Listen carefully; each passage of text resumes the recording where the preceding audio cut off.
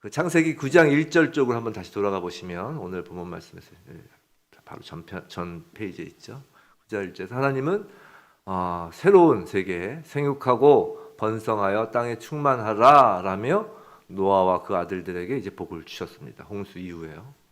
그리고 이제 그 축복이 생육하고 번성하여 땅에 충만하라 라는 그 축복이 이제 인류의 역사 속에서 어떻게 진행되는지를 보여주는 장면이 이제 다음 주에 보게 될 10장 노아 아들들의 족보입니다.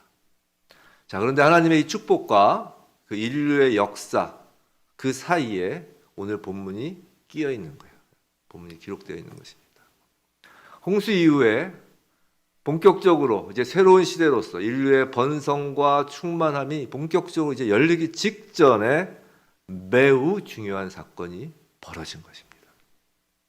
오늘 사건은 마치 하나님이 천지를 창조하시고 에덴 동산에 아담을 두시며 생육하고 번성하여 땅에 충만하라, 땅을 정복하고 다스리라 라는 축복과 함께 생명나무로 인하여 영원한 생명을 누리게 하신 그 인류의 역사, 본래적으로 영원한 생명을 누리게 하시려고 했던 그 인류의 역사가 시작될 즈음에 벌어진 선악을 알게 하는 나무의 열매를 먹은 사건과 비견될 만큼 중요하다는 것입니다.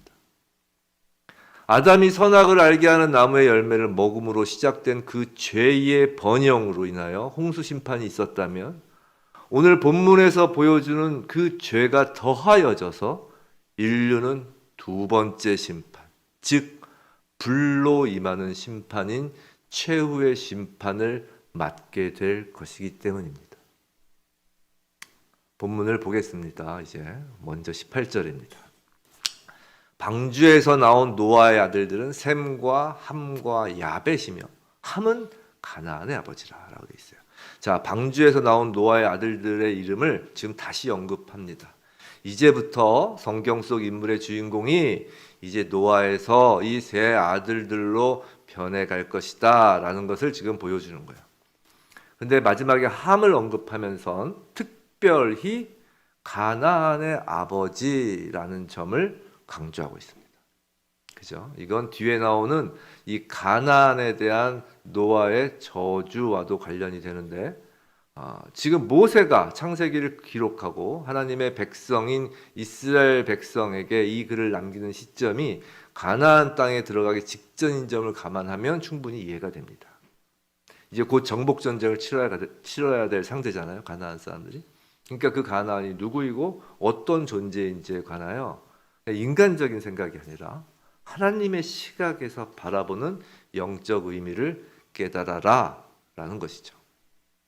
자, 그리고 19절. 자, 노아의 이 세 아들로부터 사람들이 온 땅에 퍼지니라.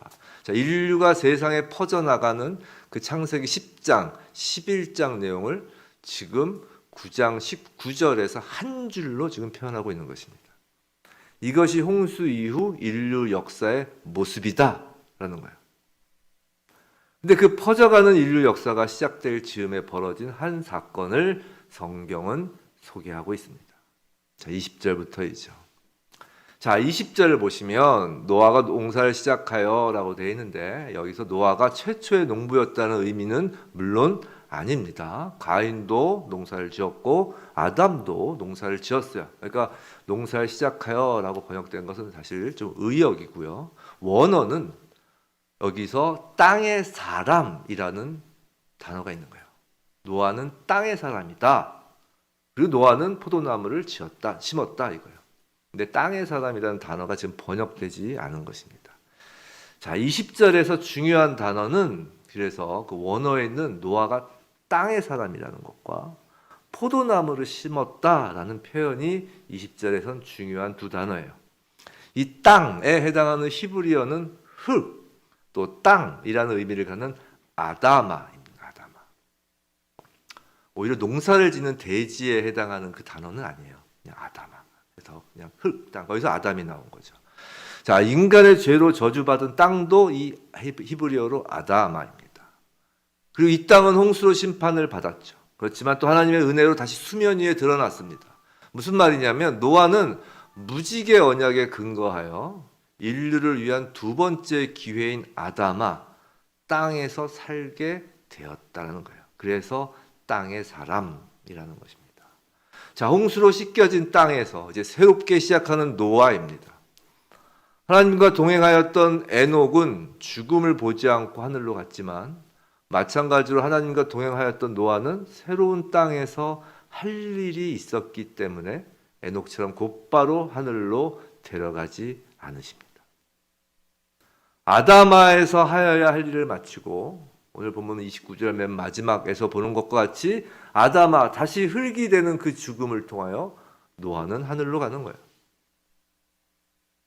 이게 우리에게 어떤 것을 시사하냐면, 우리가 예수를 믿어 의인이라 칭함을 받고 성령으로 늘 하나님과 이 땅에서 동행하지만, 우리가 곧바로 승천하는 것이 아니라 이 땅에서 죽음을 경험하는 이유는, 우리도 땅의 사람으로서 이 땅에서 마지막까지 하여야 할 일이 있기 때문입니다.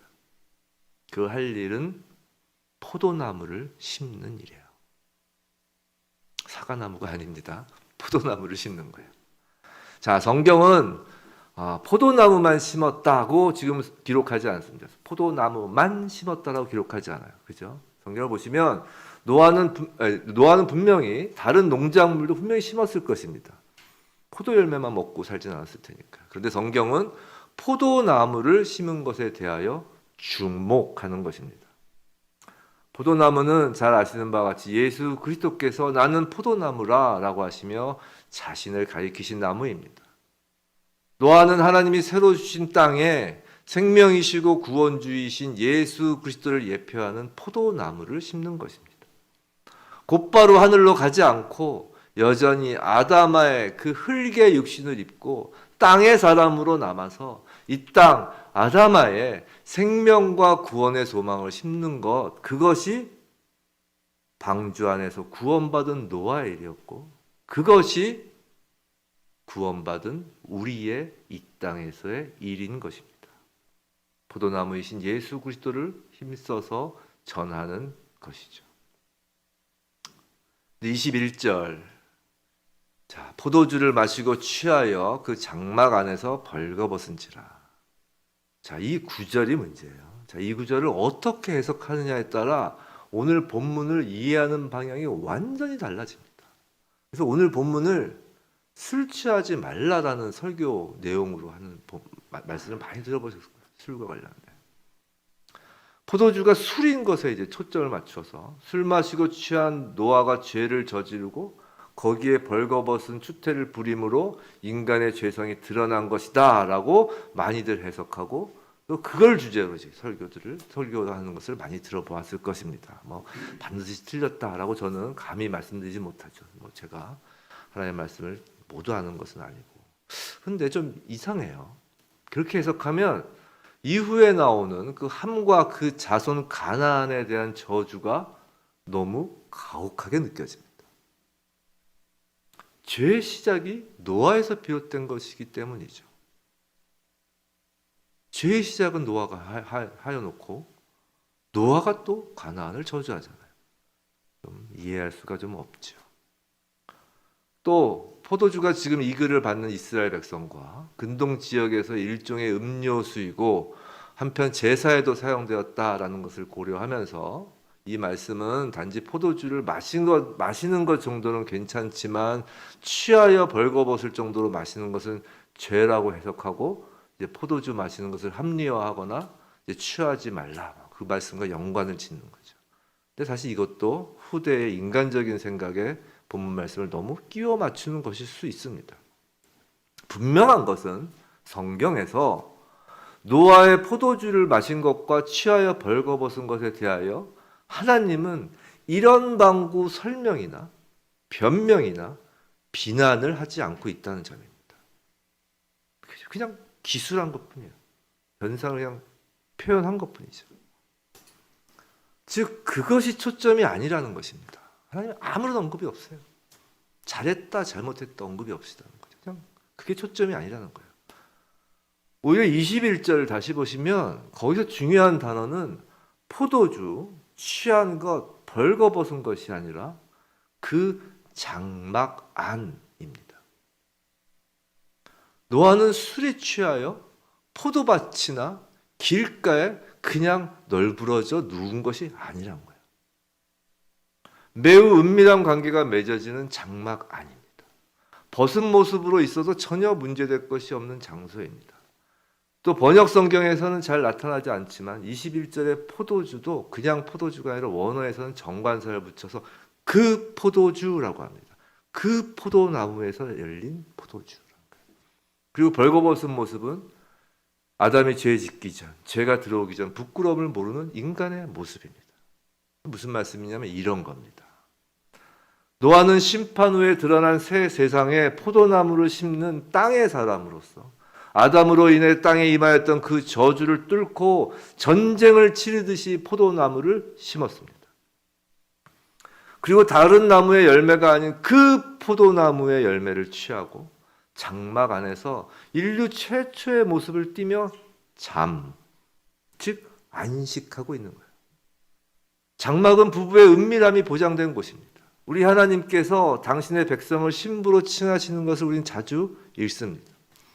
장막은 영적으로는 하나님의 임재 가운데 평안을 누리는 곳입니다. 우리가 하나님 앞에서는 죄를 가리고 있던 옷을 모두 벗고 나오는 것입니다. 그때 하나님께서 우리의 죄를 씻어주시는 거죠. 또 노아란 이름의 뜻이 뭐냐면 노아란 이름이 갖고 있는 의미가 안식이에요. 안식, 위로가 노아의 이름의 뜻이에요. 지금 장막 안에서 노아는 자신의 이름처럼 이 땅에서 포도나무를 심는 그 힘겨운 사역, 하나님이 이 땅에 남겨놓으시고 이 땅에서 주신 그 할 일을 열심히 하고 나서 위로를 받고 안식을 누리고 있는 것입니다. 하나님께서 노아의 모습에 대하여 잘했다, 잘못했다 아무런 평이 없으신 것은 그저 땅의 사람 노아가 포도나무를 심는 일 이후에 벌어진 그냥 장막 안, 은밀한 곳, 하나님과의 그냥 은밀한 교제가 있는 곳, 부부간의 은밀한 교제가 있는 곳에서의 그냥 자연스러운 현상이었기 때문이에요. 문제는 술에 취한 노아가 아니라 바로 함에게 있다라는 것이에요. 22절 그 함의 문제입니다. 가나안의 아버지 함, 그의 아버지의 하체를 보고 밖으로 나가서 그의 두 형제에게 알립니다. 이것이 함을 통해 나타난 홍수 심판 이후 이제 새로운 세상에 뿌려지는 죄의 모습을 보여주는 거예요. 노아가 벌거벗고 누운 곳은 구별된 장소인 장막 안에서입니다. 근데 그 장막 안에 그 노아의 안식을 훼손하며 함이 무단 출입을 합니다. 그리고 성경은 아버지의 벗은 몸을 보았다라고 하지 않아요. 구체적으로 아버지의 하체를 보았다고 기록합니다. 그래서 하체로 번역된 히브리어는 생식기를 의미하는 거예요. 그리고 보다라는 표현에서 우린 매우 익숙한 장면이 떠오릅니다. 그건 창세기 3장 6절이죠. 구약 사면에 있는데 제가 한번 읽어드릴게요. 한번 다 아시는 말씀이니까. 창세기 3장 6절 여자가 그 나무를 본즉 먹음직도 하고 보암직도 하고 지혜롭게 할 만큼 탐스럽기도 한 나무인지라. 여자가 그 열매를 따먹고 자기와 함께 남편에게도 주매 그도 먹은지라. 여자가 그 나무를 본즉 여자가 본즉이라고 합니다. 창세 이후 처음으로 죄가 들어오는 통로가 바로 보는 것이라는 것입니다.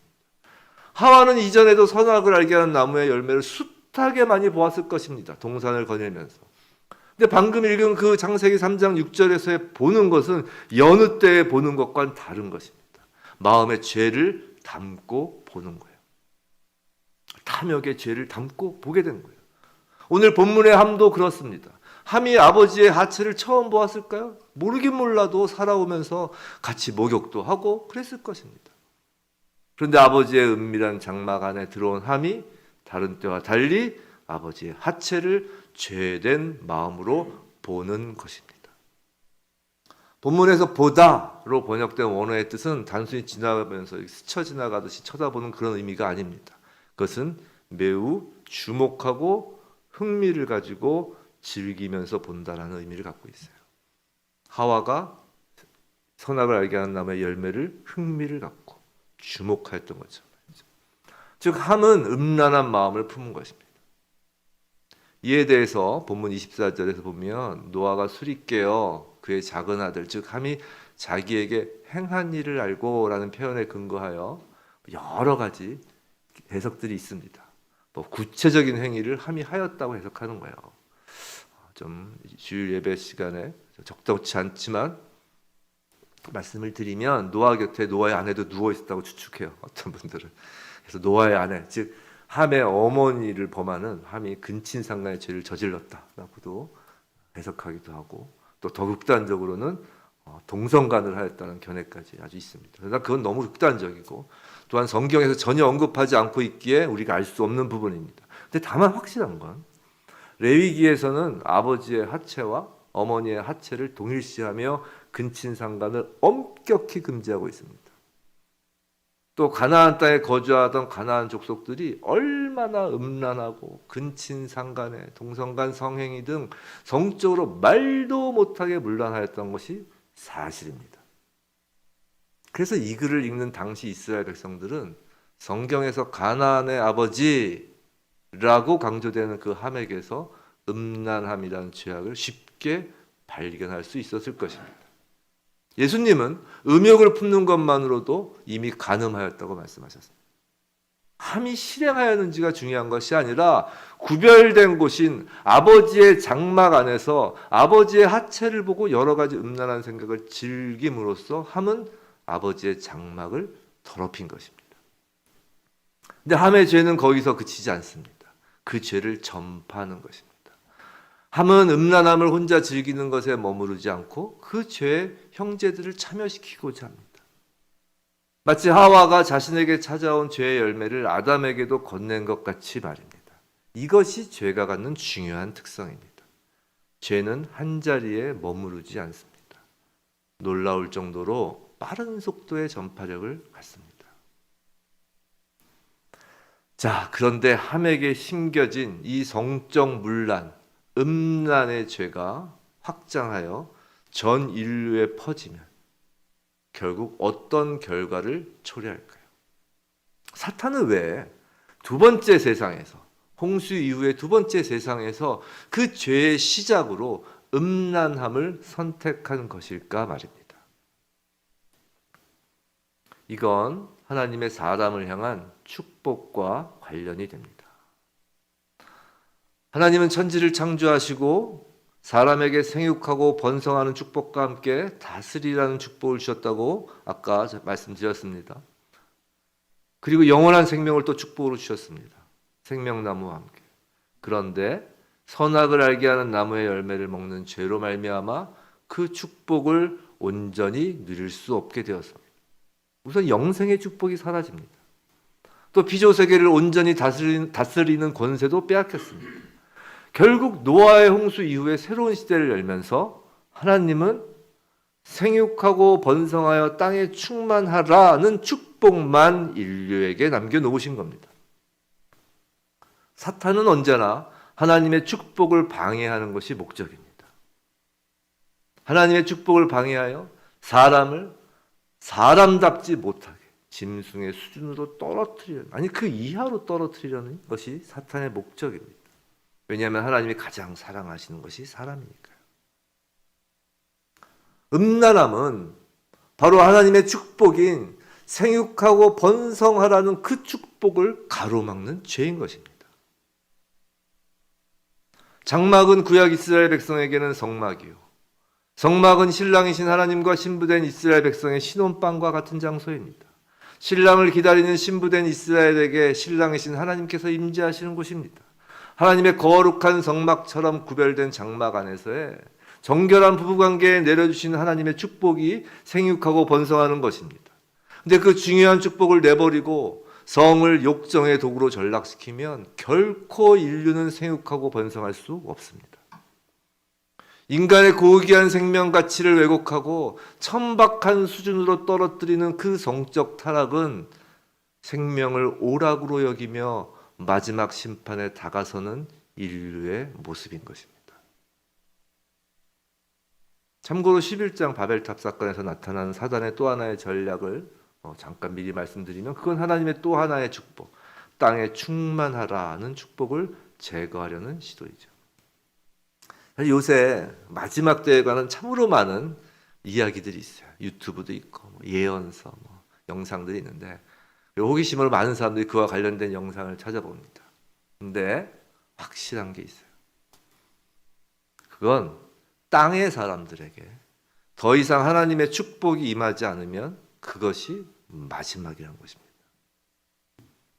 음란함으로 생육하고 번성하라는 축복이 막히고 흩어짐을 면하려고 인간들이 뭉쳐서 바벨탑을 쌓아 땅에 충만하라는 축복이 막히면, 그래서 이 땅에 하나님의 축복을 받을 땅이 이 땅이 더 이상 하나님의 축복을 받을 땅이 되지 못하면 그때가 마지막인 것입니다.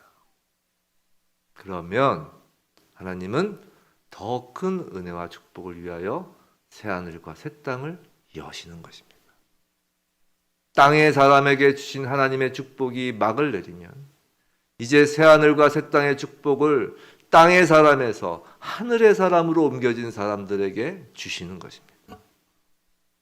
함은 아버지의 장막을 죄로 오염시킴으로써 더 이상 이 땅에서 하늘까지 이어지는 하나님 축복의 장막에 거할 수 없게 된 것입니다.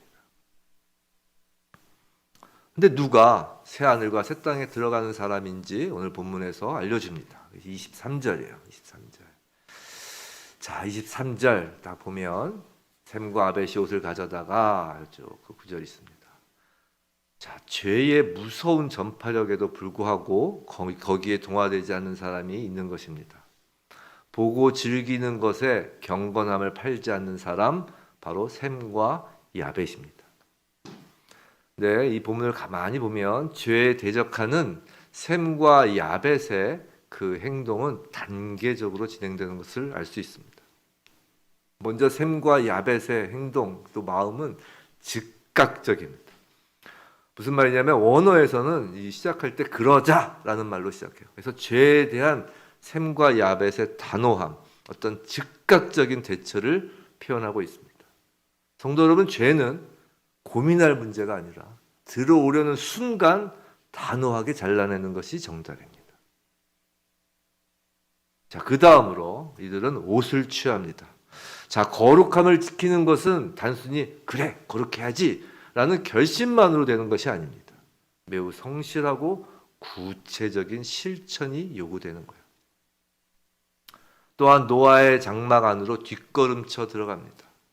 물론 아버지의 하체를 보지 않기 위해서이기도 하지만 아버지 장막에 들어서는 것에 대한 무한한 겸손함을 보여줍니다. 셈과 야벳은 거룩을 회복하기 위한 자신들의 행동에 있어서 자신의 의의를 드러내지 않고 겸손한 마음으로 장막의 거룩함을 회복하고 있는 것입니다. 마지막으로 준비한 옷으로 노아의 하체를 덮는데 몸을 돌이켜 보지 아니하며 그 일을 합니다. 이건 매우 중요한 지체입니다. 죄를 대적한다고 죄를 직시하고 죄를 가까이 하면 안 됩니다. 허물을 덮어주는 것과 그 허물을 함께하는 것은 전혀 다른 거예요. 거룩을 회복하는 일을 위해서는 영적 분별력을 가져야 된다는 것입니다. 하여야 할 것과 하지 말아야 할 것을 구별할 줄 알아야 합니다. 섣불리 자신의 믿음이 좁다, 신앙의 연수가 어떻다, 내가 무슨 은사다 이러면서 자신을 과신하며 죄의 통로인 그 안목의 정역에 위험성 있는 문을 열어놓지 말아야 합니다. 자, 이처럼 이 땅에서 죄의 유혹과 공격에도 불구하고 그것을 단호히 막아서며 아버지 장막의 거룩함을 회복시키는 셈과 야벳, 그 후손들에게 하나님은 새 하늘과 새 땅에 들어가기 전에 이 땅에서 거할 축복의 장막을 허락하십니다. 셈의 장막 말입니다. 자, 이제 노아가 모든 것을 알았습니다. 자, 25절부터 27절까지 노아는 세 아들의 자손에 대한 이제 예언적 선언을 합니다. 근데 노아의 이 선언적 예언은 함에게 기분이 매우 상해서 노아가 또 화가 나서 하는 인간적인 선언이 아닙니다. 이것은 하나님의 계획과 긴밀히 연결된 것입니다. 이런 것을 이제 족장 선언이라고 하는데요. 우리가 이삭이 야곱에게 축복하고 또 에서에게 와서 에서가 나중에 헐레벌떡 오니까 더 이상 너에게 할 축복이 없다라고 해서 그 저주와 같은 예언을 하잖아요. 또 야곱도 12아들에 대해서 이제 죽기 전에 예언적 선언을 합니다. 이것이 바로 이제 족장 선언이라고 하는 것입니다. 이건 족장 선언을 하나님이 이루신다라는 개념이 아니라 그 반대로 하나님께서 족장되는 그 사람을 통하여 앞으로의 일을 하나님께서 계시하시는 거예요. 그리고 그 족장 선언의 내용은 언제나 그 선언을 직접 받는 당사자인 함이나 셈이나 야벳이나 또 아까 말씀드린 그 야곱이나 에서나 또 야곱의 12아들 이들 당사자에 관한 것이라기보다는 그 자손의 앞날에 관한 내용들입니다. 오늘 본문 노아의 이 선언이 성경에서 최초로 나오는 족장 선언입니다. 전 인류를 향한 선언인 것이죠. 25절 먼저 함의 아들 가나안에 대한 저주가 나옵니다. 자, 근데 죄는 함이 저질렀는데 함의 아들 가나안이 저주의 대상입니다. 이것이 성경에서 해석이 어렵기로 손꼽히는 부분입니다. 이에 대해서는 참으로 많은 견해가 있습니다. 예를 들어서 가나안이 함이 근친상간으로 생긴 아들이라는 설, 또 함이 노아를 보았을 때 가나안도 그 곁에 같이 함께 있었다는 설 등 여러 가지 경우를 상상합니다. 근데 정말 상상에 불과할 뿐입니다. 성경에선 전혀 언급이 없습니다. 정확한 것은 알 수 없지만 아까 말씀드린 것처럼 당시 가나안 땅에 들어가기 전에 창세기의 말씀을 직접 받는 이스라엘 백성은 오늘 말씀으로 큰 용기를 얻을 것입니다. 하지만 또 성경은 특정 시대에만 읽히도록 기록된 것이 아닌 것을 보면 반드시 그 이유로만 가나안을 저주하였다고 기록했다라고 말할 수도 없을 것입니다. 그런데 가나안 족속이 흩어져 살게 되는 지역들을 우리 다음 장 10장 19절에서 보면 10장 19절 이렇게 한번 보세요. 그러면은 그 가나안 족속들이 흩어져 사는 지역들이 나오는데 거기에 그 유명한 소돔과 고모라가 등장합니다. 음란함의 상징과도 같은 도시입니다. 함의 자녀 중 특히 가나안은 함의 막내인데요. 특히 가나안은 함의 음란함을 자식 중에서도 그대로 답습하여 그 후손들은 그 선대의 죄를 보고 배우며 더욱 죄를 심화시키고 확산시킨 그 아들의 자손들이라는 거예요. 즉 가나안 문화라고 하면 성적 타락의 대명사입니다. 노아의 선언은 그런 가나안이 다른 형제의 종들의 종이라는 그 최상급을 사용하면서 여기서 다른 형제는 야벳과 셈만을 의미하는 것이 아니라 함의 다른 아들의 형제들의 종이라는 얘기도 있는 거예요. 그러니까 종들의 종이라는 것은 왕 중에 왕이 왕 중에 최고라는 것처럼 종들의 종이란 종 중에 최고 종이라는 거예요. 제일 낮은 종이라는 거예요. 그 최상급을 사용하면서 종으로서도 가장 비천하여진다고 말하는 것입니다. 그렇게 함의 자녀들 중에서도 가장 성적으로 타락하는 가나안을 직접 저주의 대상으로 기록한 것입니다. 여기에 또 하나님의 은혜가 있는 거예요. 바로 함을 저주하면 함의 다른 형제들도 다 저주를 받는 거예요. 근데 그 중에서도 가장 타락하는 가나안만 탁 찍어서 저주하시는 거예요. 가나안 후손들은 자신들이 아무리 세상에서 겉으로 잘나고 겉으로 멋진 척해도 하나님 보시기에 가장 비천한 자들이 된 것입니다. 하나님의 축복과 가장 멀리 있게 된 것이에요. 노아의 자손들에 대한 족장 예언 속에서 하나님 장막의 거룩함을 훼손한 함, 그리고 함의 자녀 중 가장 음란한 성적 문화를 이루어간 가나안은 하나님이 주시는 그 축복의 장막에서 멀리 떨어져 축복의 반대편 저주의 장막에 거하는 것입니다. 그리고 26절, 27절 셈과 야벳에 관한 선언입니다. 먼저 셈에 관하여는 매우 놀라운 선포가 있습니다. 하나님의 주권적 선택이에요. 셈에 대해서. 왜 셈과 야벳 중에 왜 하필이면 셈이에요? 아무 이유 없어요. 하나님이 그냥 주권적 선택이에요. 그것을 지금 표현하는 거예요. 26절 보시면 뭐라고 하나요? 셈의 하나님 여호와라고 합니다. 하나님께서 특정인의 하나님으로 언급된 것은 이 경우가 처음입니다. 셈의 경우가 처음이에요. 누구의 하나님이라는 것보다 더한 축복은 없습니다. 특별한 선택이 있었던 것이, 주권적 선택이 있었던 것이에요. 여기에는 나는 내 하나님이 되고 너는 내 백성이 되리라는 그 언약의 본질이 담겨 있는 것입니다. 노아의 세 아들 가운데 셈의 후손을 통해 여인의 후손의 씨가 나올 것을 선언하는 것입니다. 가나안이 셈의 종이 된다는 것은 이제 셈의 후손이 이스라엘이 가나안 땅을 정복할 것이라는 확신을 불어넣었고, 그리고 이스라엘 백성이 가나안 땅을 정복함으로써 그 일은 사실 이루어집니다. 자, 27절 마지막으로 야벳입니다. 야벳 족속은 영토와 인구뿐만이 아니라 인류 문명사에 큰 역할을 담당합니다.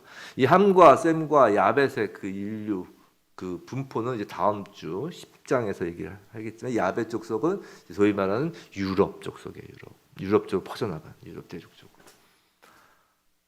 자, 그런데 그들은 자신의 장막이 아니라 셈의 장막에 거예요. 참 재밌죠. 셈의 장막은 언약의 하나님 여호와의 장막이기 때문입니다. 그리고 혈통적으로 셈의 후손으로서 예수 그리스도가 이 땅에 오셔서 예수 그리스도의 장막을 짓고 하나님의 백성 하늘의 사람을 그리스도의 장막에 모으시는 것입니다. 야벳은 셈 계통이 아니지만 그 장막에 거함으로써 그리스도 안에서 하나님의 축복을 받습니다. 생육하고 번성하고 땅에 충만하는 축복뿐만 아니라 그리스도의 왕 같은 제사장으로서 왕노릇하며 영원한 생명을 누리는 축복까지 말입니다. 마지막으로 28절 29절. 자, 노아가 죽었습니다. 이제 노아의 장막은 거두어집니다. 그리고 이 땅에서는 셈의 장막이 역사 속에서 이어집니다. 우리는 거듭남으로 우리의 장막이 거두어진 것입니다.